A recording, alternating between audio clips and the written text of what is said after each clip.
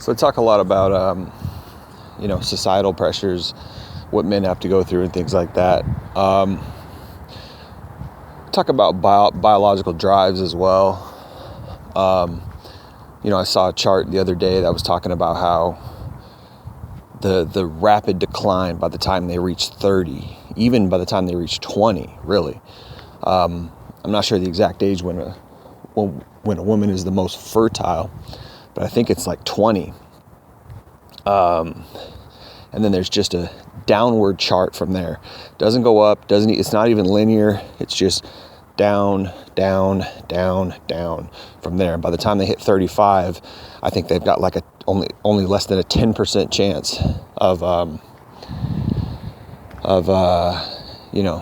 getting pregnant.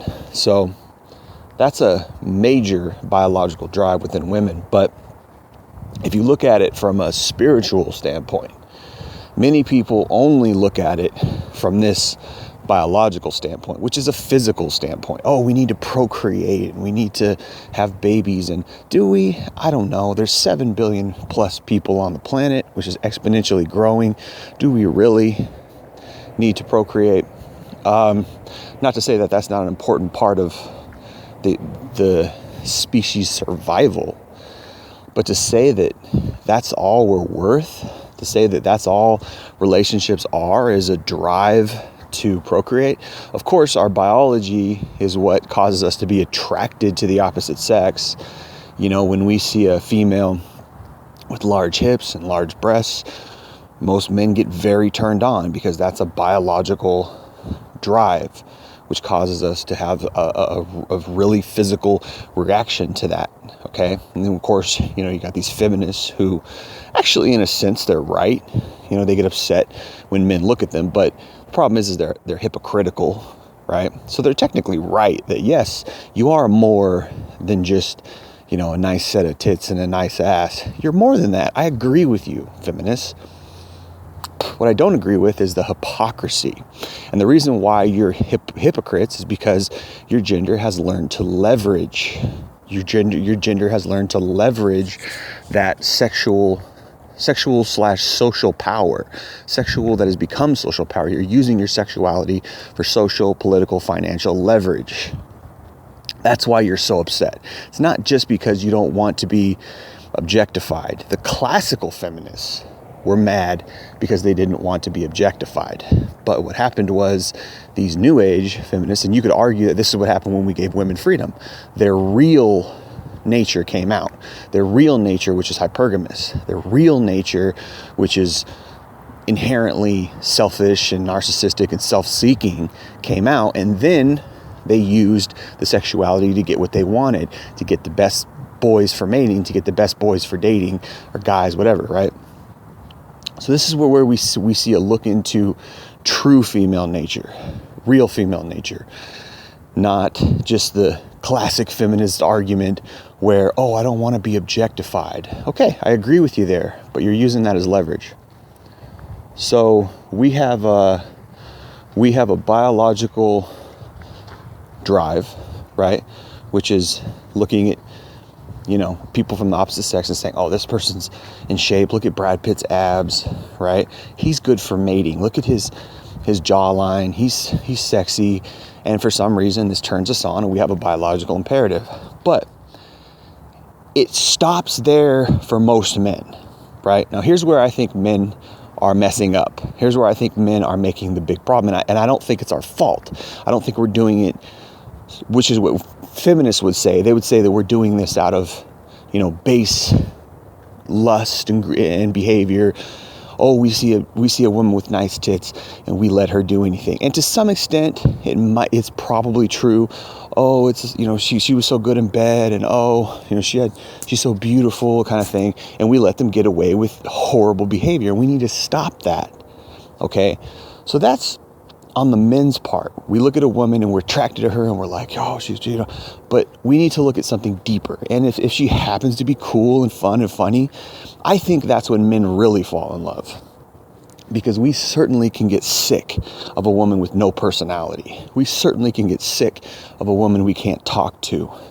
We certainly can get sick of a woman who, is shallow and selfish. We can get sick of that, and then we want to break up. And this is why many men just hit it and quit it, because a lot of women don't have anything more to offer than just that sexuality there, right? So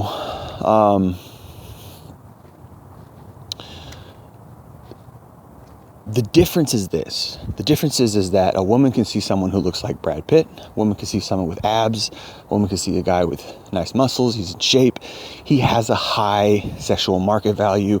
He's good looking. He has the jawline. He has a nice reproductive, outwardly, physically, he has a nice reproductive outline, right? But it doesn't stop there. It doesn't stop there, okay? It goes into our social worth, and it goes into our financial worth. So this is the major difference between men and women when it comes to dating, is that the man stops at the personality and the physicality. We don't require women to make a lot of money. Maybe we should. Maybe we should start looking for women who have better careers, who aren't just bummy women.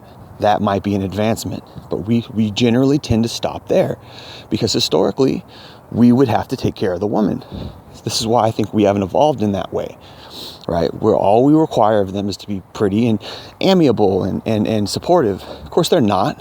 They're not supportive and amiable. They might be pretty, and that's all they have to offer, right?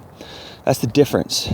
Is the man stops there, but the woman, she wants the man to be a breadwinner. And this is where I always go back to, I knew this guy, I lived with this guy when I was 21. My parents were dysfunctional. They got separated. My dad was a wreck. So I had no idea what it meant to be a man.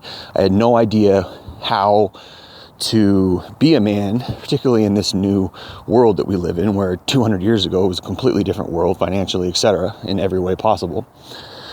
So I had no idea how to be a man. And I lived with this guy who worked and had a house and had a family, young family.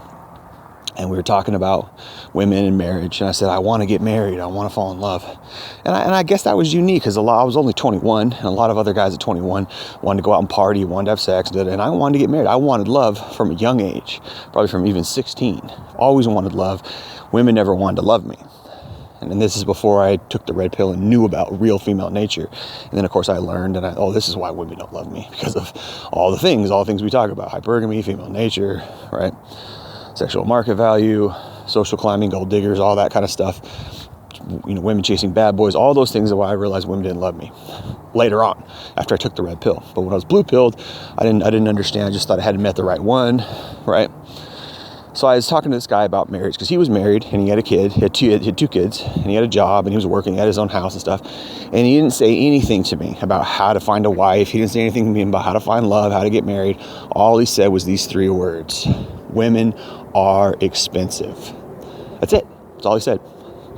He was like 34. His wife was like 28, 29. That's all he said. Women are expensive. And that was it. And I just thought, okay, I didn't get what he meant at that time. Now I do. You need money to get women. This is the difference. This is true female nature. Women want money. Okay? Men, it's essentially just you're exchanging goods for resources. That's all it is.